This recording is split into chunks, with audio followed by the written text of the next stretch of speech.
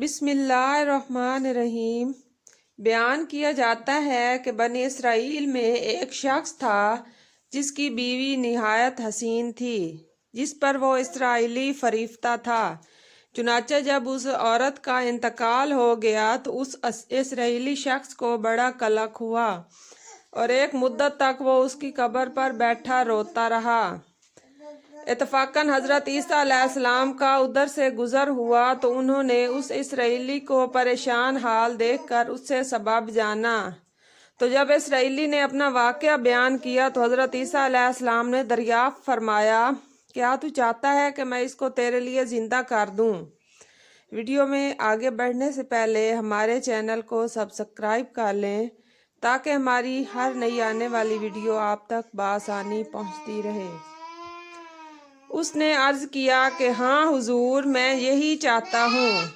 چنانچہ جب حضرت عیسیٰ علیہ السلام نے اس قبر کے مردہ کو آواز دی تو قبر سے ایک حبشی غلام جس کے ناک کے نتنوں، آنکھوں اور جسم کے دوسرے سوراخوں سے آگ کی لپیٹیں اٹھ رہی تھیں، حضرت عیسیٰ علیہ السلام کو دیکھتے ہی غلام نے کلمہ پڑھا، لا الہ الا اللہ عیسیٰ روح اللہ۔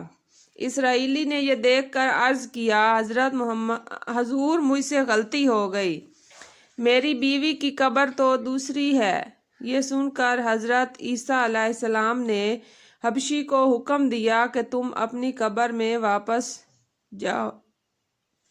چنانچہ وہ مردہ ہو کر گر گیا اور اس کی قبر کو مٹی سے چھپا دیا گیا۔ پھر حضرت عیسیٰ علیہ السلام نے اس دوسری قبر کی جانب توجہ فرمائی اور حکم دیا کہ اے صاحب قبر، اللہ کے حکم سے زندہ ہو جا۔ چنانچہ قبر پھٹی اور اس سے ایک عورت سر سے گرد جھاڑتی ہوئی باہر آ گئی، جس کو دیکھ کر اسرائیلی بولا کہ یا روح اللہ، میری بیوی یہی ہے۔ پھر حضرت عیسیٰ علیہ السلام کے حکم سے وہ اسرائیلی اپنی بیوی کو ہی ہمراہ لے کے واپس ہونے لگا، مگر عرصہ سے جاگا ہوا تھا، اس لیے اس پر نیند کا غلبہ ہو گیا اور اس نے بیوی سے کہا کہ تیری قبر پر گریہ و زاری اور بیداری نے مجھے ہلاک کر دیا ہے، اس لیے میں چاہتا ہوں کہ کچھ دیر آرام کر لوں۔ بیوی کہنے لگی کہ ہاں، آپ آرام کر لیجئے۔ چنانچہ وہ اسرائیلی بیوی کے زانوں پر سر رکھ کر سو گیا۔ اتنے میں ایک گھوڑے پر سوار ایک شہزادے کا ادھر سے گزر ہوا جو اپنے زمانے کا یکتا حسین تھا، جس کو دیکھ کر شہزادی اس پر فریفتہ ہو گئی اور اس کا دل قابو میں نہ رہا۔ اس نے سر زانوں سے نیچے رکھا اور فرط محبت و غلبہ عشق سے مجبور ہو کر شہزادے کے سامنے جا کھڑی ہوئی۔ ادھر جیسے ہی شہزادے کی نظر اس پر پڑی، وہ بھی اس کو دیکھ کر اس پر فریفتہ ہو گیا اور عورت کی خواہش پر اس کو اپنے گھوڑے پر بٹھا کر لے گیا۔ چنانچہ اس کے شوہر نے بیدار ہو کر جب اپنی بیوی کو نہ پایا تو نہایت پریشان ہوا اور اس کے ملنے کی تدبیر سوچنے لگا۔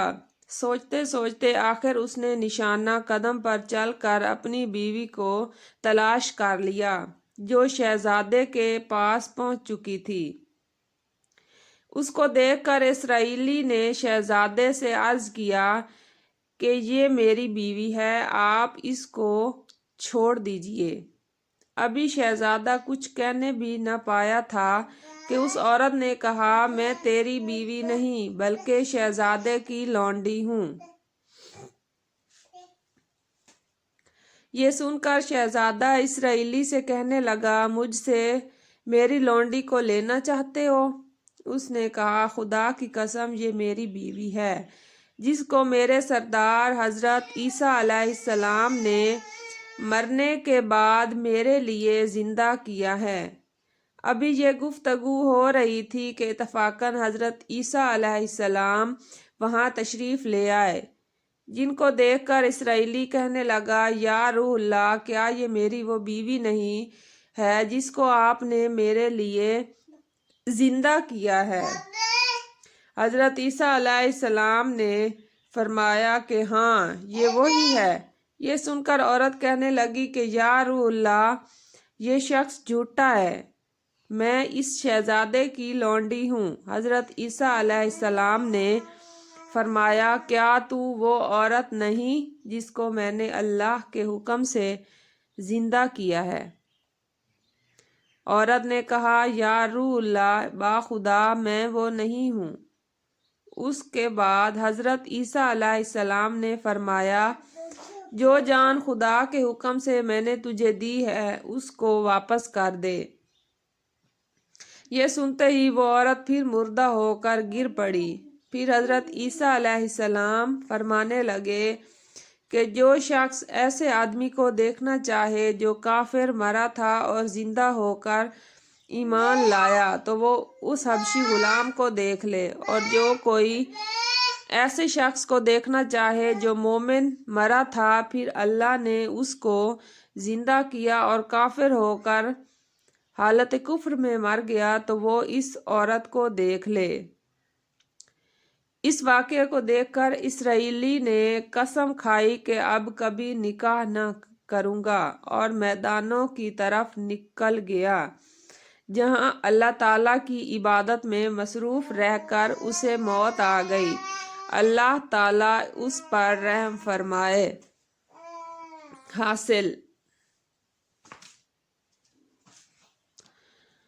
نبی اور رسول کے اقرار اور انکار کا نتیجہ اس حقائق سے ظاہر ہوتا ہے اور سبق ملتا ہے کہ کامیابی اپنے نبی کی اطاعت و محبت سے ہی مل سکتی ہے۔